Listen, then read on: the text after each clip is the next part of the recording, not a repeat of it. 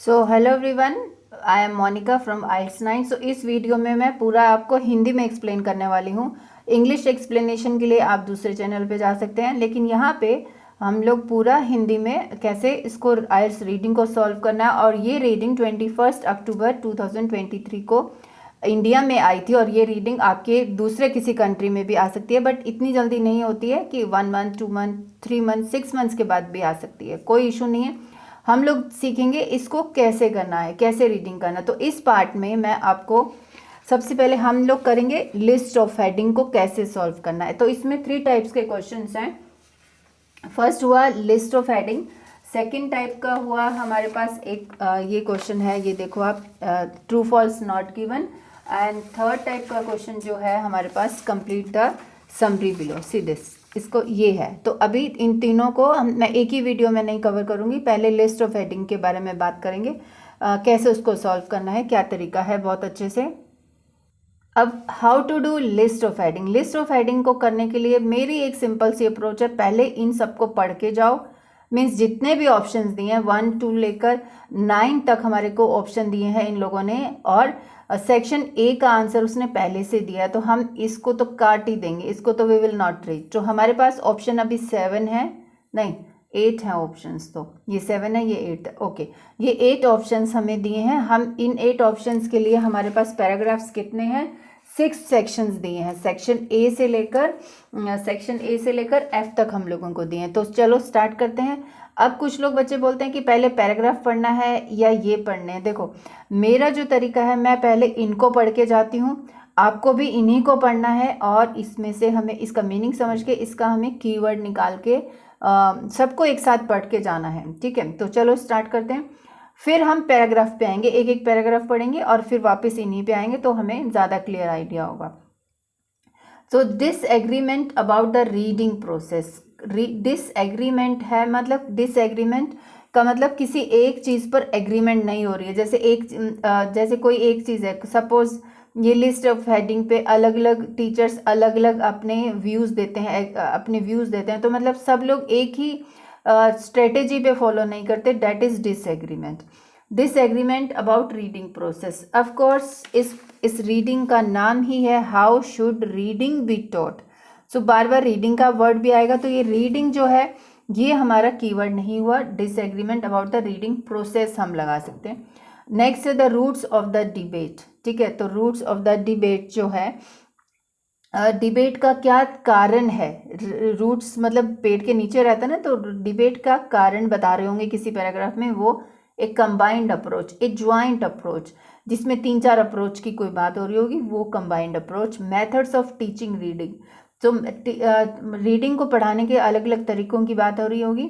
एक controversial approach, कहीं पे किसी अप्रोच की बात हो रही होगी और वो कंट्रोवर्सी है उसके अंदर, वो बात हो रही होगी। उसके बाद है इनकॉन्क्लूसिव रिसर्च, मतलब कि बहुत जिसका कोई कंक्लूसिव और ये सब रिसर्च ना निकला हो, मतलब रिसर्च पे रिसर्च हो रही है, वो उसके बारे में बात हो रही होगी। रिसर्च विद लर्नर्स, कोई रिसर्च लैब स्टडीज। लर्नर्स मतलब यहाँ पे लर्नर्स, तो आपको अब राइटिंग टास्क 2 लिखते हो तो लर्नर्स मतलब पीपल्स हो सकता है, स्टूडेंट्स हो सकता है, जो भी पढ़ने वाले बच्चे हैं, स्टूडेंट्स, ये सब कुछ भी लिखा हो सकता है, वो लर्नर्स हुए, ठीक है। Allowing teachers more control, teachers को ज़्यादा कंट्रोल परमिशन देने वाली बात कहीं होगी, तो वो हमारा आंसर होगा। उसके बाद चलते हैं number.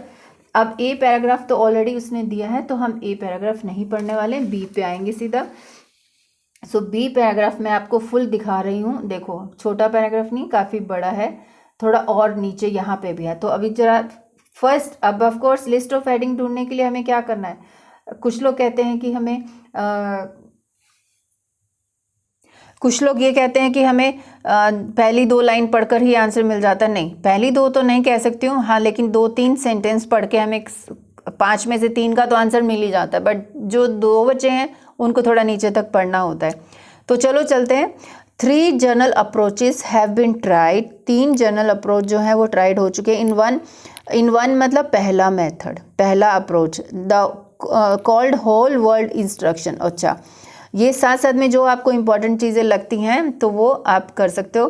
Children learn by rote how to recognise at a glance. इसमें क्या बात हो रही है कि चिल्ड्रन कैसे लर्न करते हैं।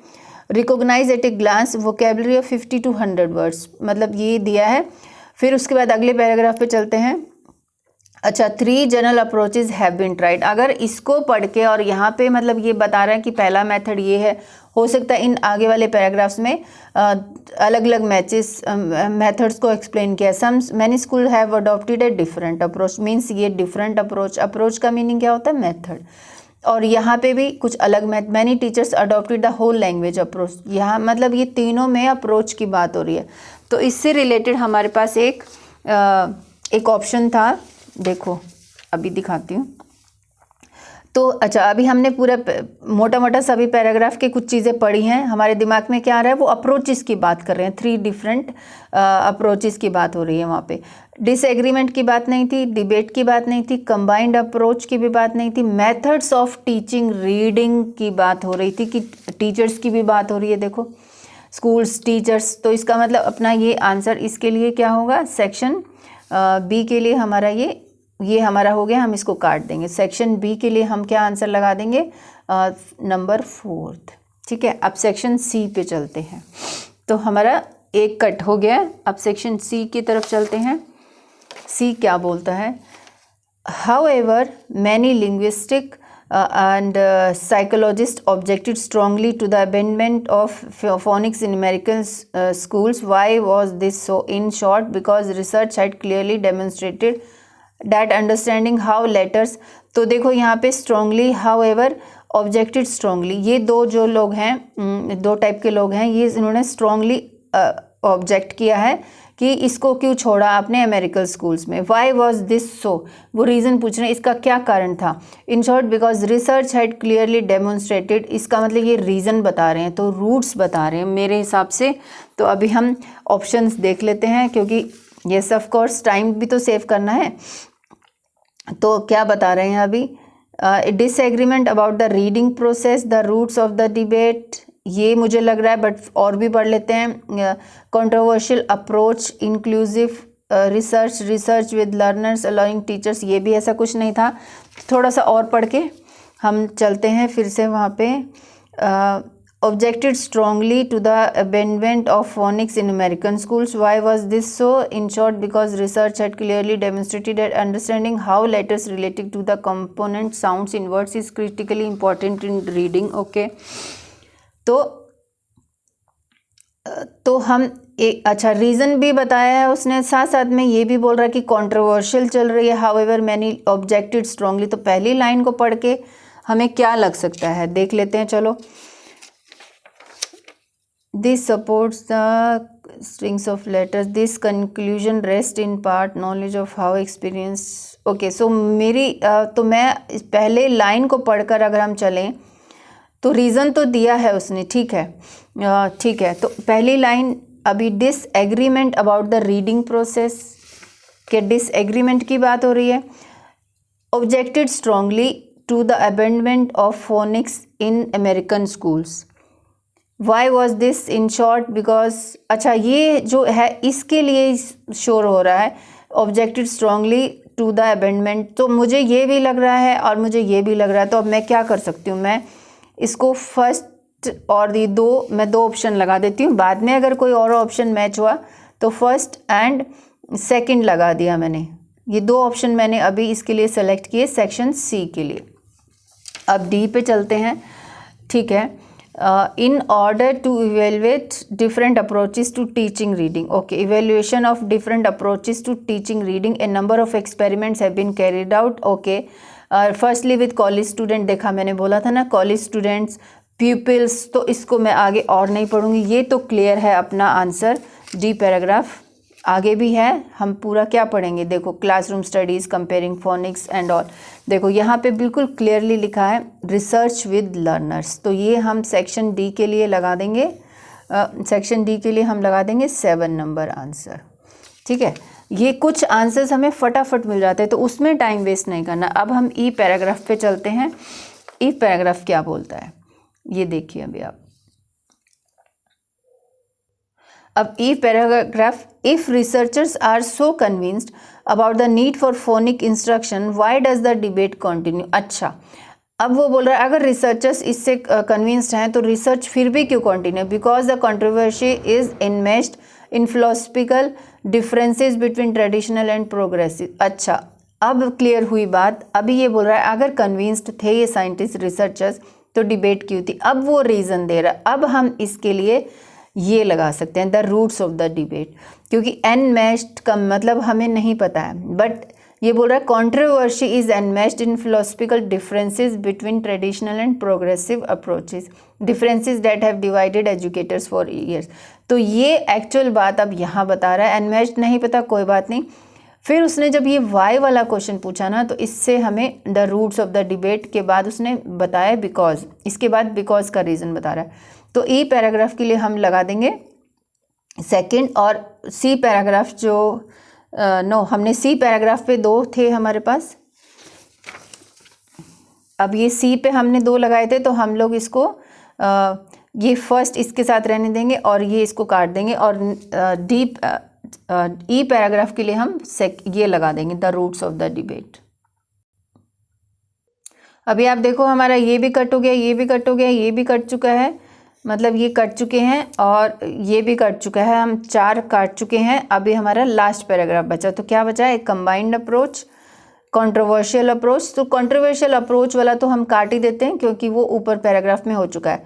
ये रिसर्च भी हमारी रिसर्च वाला जो था ये भी ख़त्म हो चुका है। तो अभी हमारा ये 8 टीचर्स मोर कंट्रोल और कंबाइंड अप्रोच वाला बचा है। अभी इसके लिए पढ़ लेते हैं। एफ पैराग्राफ पे आ जाते हैं। एफ पैराग्राफ यहाँ तक है। अभी देख लेते हैं। एफ पैराग्राफ मैं पूरा आपको शो कर रही हूँ, आप साथ साथ में पढ़ो और अपना आंसर निकालो।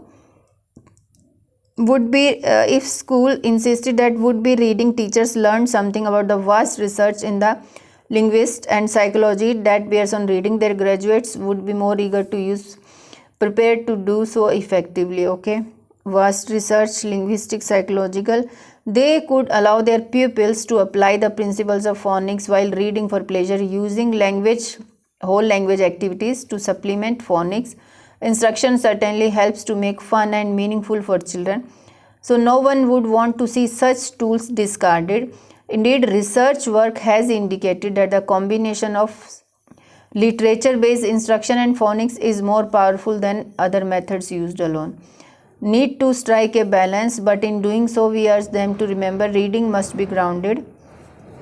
Educators who deny this reality are neglecting decades of research. They are also neglecting the needs of their students. Okay, तो यहाँ पे कॉम्बिनेशन वर्ड मुझे मिला है, जो कि यहाँ पे कॉम्बिनेशन कंबाइंड अप्रोच की बात हो रही है। देखो, टीचर्स मोर कंट्रोल वाली कोई बात नहीं हो रही थी, तो हम इसको कंबाइंड अप्रोच में देखो, ये combination of this and this is more powerful, तो हम ये इसके लिए ये लगा देंगे।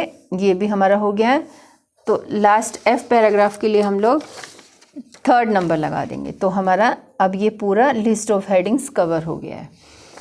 अब ये देखो, हमने पूरी लिस्ट ऑफ हेडिंग्स हमने कर ली है। ये देखो पूरा आंसर्स, ठीक है। सेक्शन बी, सेक्शन ए उन्होंने पहले से ही हमें दिया था।